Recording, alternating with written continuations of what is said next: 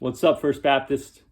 Hope you're doing well. Wanted to follow up from Sunday's sermon by talking about God's sovereignty. And this connects to one of our core values as a church. One of our core values is the supremacy of God. And that just is a way of saying God is supreme. He's glorious, right? And part of the way we see his glory and supremacy is in his sovereignty. God's sovereignty speaks of him being in control, of him having authority over all things, over him ruling and reigning over absolutely everything, okay? And this may be new to you, and so you may need this to just kind of sink in, and maybe it's the time to enlarge your view of God. It may be something you've thought about a lot, and it may be a good reminder, right? We need to see this again and again and again, right? So I'm going to read a series of passages, and I want to just, for you to have it sink in just how sovereign and just how vast God's control and sovereignty is. So listen to these verses as I read them. First off, Proverbs 16:33, the lot, that's like a dice, is cast into the lap, but every decision is from the Lord. Or Proverbs 21, verse 1, the king's heart is a stream of water in the hand of the Lord. He turns it wherever he will. Or Proverbs 19, verse 21, many are the plans in a mind of a man, but it is the purpose of the Lord that will stand. Or how about Deuteronomy 32, verse 39? See now that I, even I am he, and there is no God beside me. I kill and make alive. I wound and I heal, and there is none who can deliver out of my hand.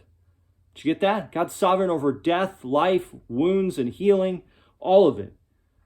Or how about 1 Samuel 12:6? The Lord kills and brings to life. He brings down to Sheol and he raises up. Or think about calamity and tragedies, disasters. Amos chapter 3, verse 6. Is a trumpet blown in a city and the people are not afraid? Does disaster come to a city unless the Lord has done it? Or Isaiah 45:7. I form light and create darkness. I make well-being and create calamity. I am the Lord who does all these things. Or think about something like disabilities. Exodus 4:11 says this, then the Lord said to Moses, who has made man's mouth? Who makes him mute or deaf or seeing or blind? Is it not I, the Lord? Or think about the death of Jesus. Acts 2:23, Jesus was delivered up according to the definite plan and foreknowledge of God. That was God. He was sovereign, right? Or think about salvation, right? Romans 9, verse 15. I will have mercy on whom I have mercy. I will have compassion on whom I will have compassion. So then it depends not on human will or exertion, but on God who has mercy. Or listen to these just general passages, right? Over kind of broad ones. A couple of them. Ephesians 1, verse 11. God works all things according to the counsel of his will. All things. He works all things according to the counsel of his will. Not some things, not just the things in his department. He works all things according to the counsel of his will. Psalm 115, verse 3. I know our God is in the heavens. He does all that he pleases. All that he pleases. So you can see God's sovereignty is comprehensive.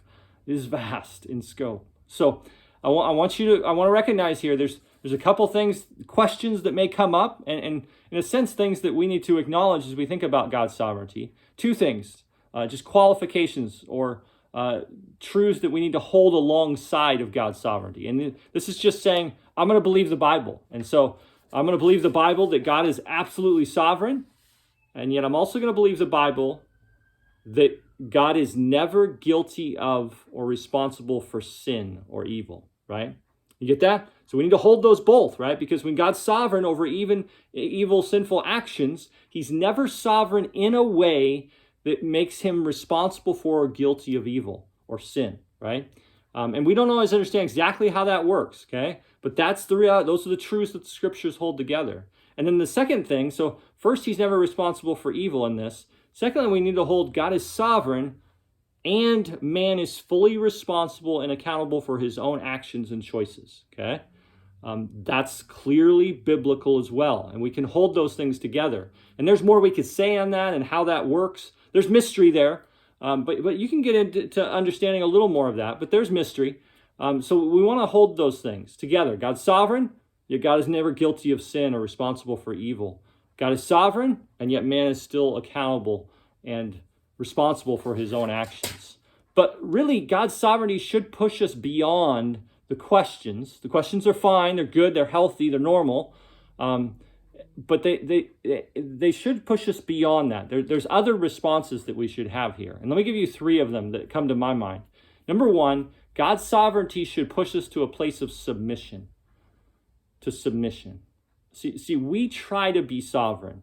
We want to be we want to be in control. We want to make life happen the way we have planned, and we want to control the people around us, and we want God to do it our way, and we need to submit and say, we're not in control. You are, God. You're in complete control. It's kind of like James says, where he talks about people, making plans and boasting about tomorrow, and he says, no, you should say, if it's the Lord's will, we'll go to this city or that city and do this or that, right? I submit to God. He's sovereign, I'm not. So that's first response, submission. Second response should be trust. We trust him. He's in control. I'm going to trust what he's doing. As hard as it might be, the sin, somebody's sin against me, my suffering, I am going to trust him in that he knows what he's doing. And that if I'm his child, he has good purposes that he's working in that. Even if I can't see it, I'm going to trust that he's sovereign. When I can't see what he's doing, when I'm not in control clearly, I'm going to trust that he's sovereign. So there's a submission, there's a trust, and then finally there's just worship. Like, this is our God, sovereign over all things. There is no molecule out of his control. There's no hair that falls to the ground from my head apart from his sovereign will. This is our God. He is supreme. He is on the throne. No one competes with him. He does not have rivals. He is the glorious King of all, and he does whatever he pleases. He is the sovereign God. So it should bring us to worship. So I hope that that's the case for you, and I'd encourage you just to keep wrestling with this. The alternative to God being sovereign is somebody else is sovereign, some person, or maybe some evil force, or maybe some impersonal force. But that's not what Scripture teaches. Scripture teaches something so much better, that our God is sovereign. And so cherish that, enjoy that, and let's keep, if you have questions or thoughts, feel free to shoot them my way. Let's keep learning and growing together. So love you guys. Take care. Bye.